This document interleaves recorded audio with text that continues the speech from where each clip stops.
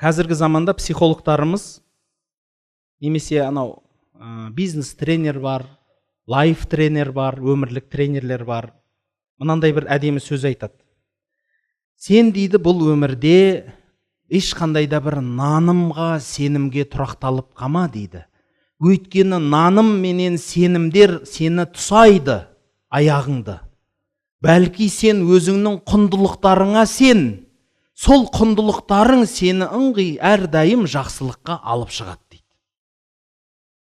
Осылай деген пікір айтады, бір ауыздан көпшілігі.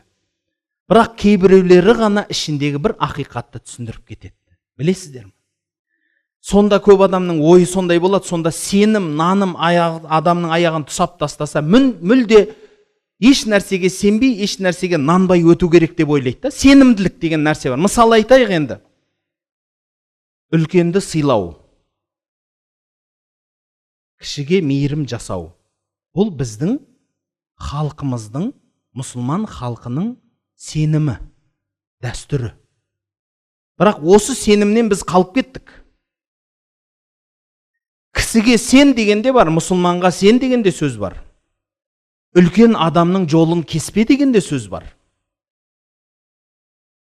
Бұл сенім наным бізде. Осындай ұғымдар бар. Бұны ұғым десек те болады. Ал енді ойлаңызшы, үлкенді сыйлау деген қай жері жаман екен? Кішіге мейірімдік жасау дегеннің қай жері жаман екен? Сенім, наным екі түрлі болады. Сол үшін бауырлар. Сенім, наным екі түрлі болады. Біріншісі, сізді тұсайтын сенім, наным бар. Сізді тұсайтын. Мысалы, өз-өзін тұсайтын адамдар бар. 90-шы жылдары сізбенен біздің басымызға бір ауыртпашылық түсті. Сол кезде көп адамдар мен сауда қылмаймын деді. Сөйтіп айтты. Мен саудагер болмаймын мен деді. Мен сауда қылмаймын мен деді. Саудаға Алла мені жаратпаған деді. Бұл сенім еді. Сенім. Бұл адамды тұсайтын сенім. Ол өзін ізденіп, рызық несібесін ары қарай ізденіп, әрекет жасаудан өз-өзін тұсап жатыр. Міне бұл дұрыс емес сенім, дұрыс емес наным. Кейбіреулер айтады, ой, біздің жанұяның рызық несібесін саудаға салып қоймаған дейді, біз сауда қылмаймыз дейді. Мен әке-шешем баяғыдан қара жұмыс өзінің маңдай терімен тапқан, мен саудагер емеспін дейді. Мен спекулянт емеспін дейді. Совет өкіметі сөйтіп үйретіп қойған. Саудагер деген сөз алып сатар деген сөз ол алдақшы, арамы деген сөз. Сондай түсінік бар еді.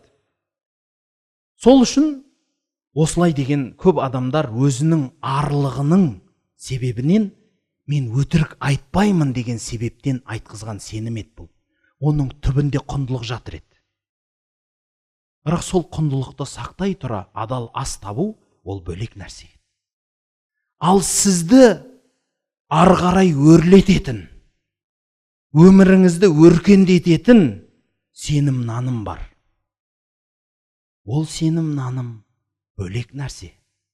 Мысалы, сіздің жаңалдегі жоғарыда айтқанымыздай, біздің халықта ол сенім қазір қалып кетті. Ер кісінің жолын кеспеу деген сенім бар еді. Халқымызда бар еді. Баяғыда бір қария әйел кісі, кемпір кісі жолдан өтіп бара жатса, екі қабат келіншек жолға жолығады. Екеуі тосып қалады бір-біріне.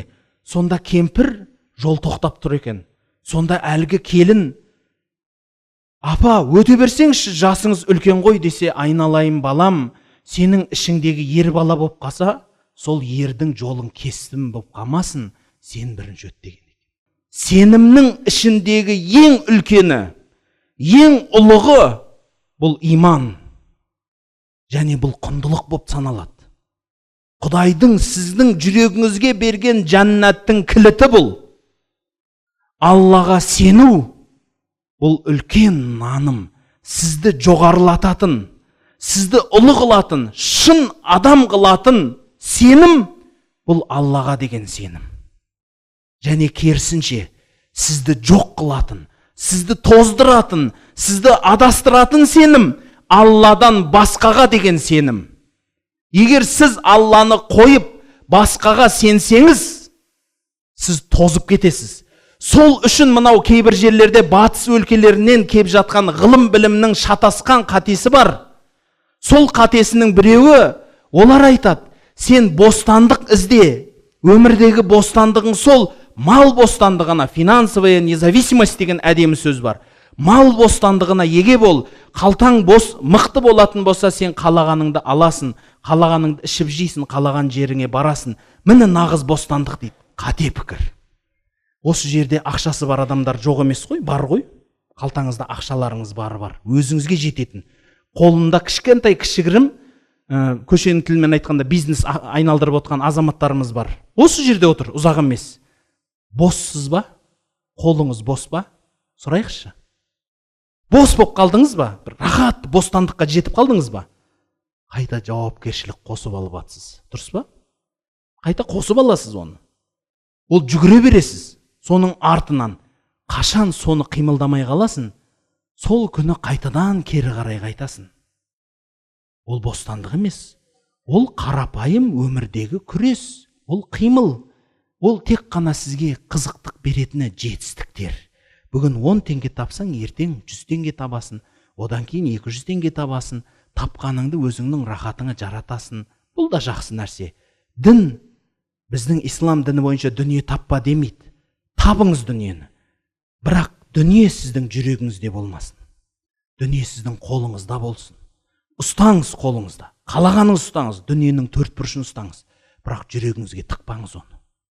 Жүрекке қашан дүние кірет, сол күні сіз сасисыз. Сол күні сіз бұзыласыз. Соны ұмытпаңыз. Сол үшін сенім және құндылық дегеннің айырмасы бар. Құндылық туралы мен өткен сабақтарда өткенмін, не екенін еске түсіріп аларсыздар. Ал сенім бабына келетін болсақ, сол үшін бауырлар, сізді өрлететін, сізді аяққа нық тұрғызатын сенімдер бар.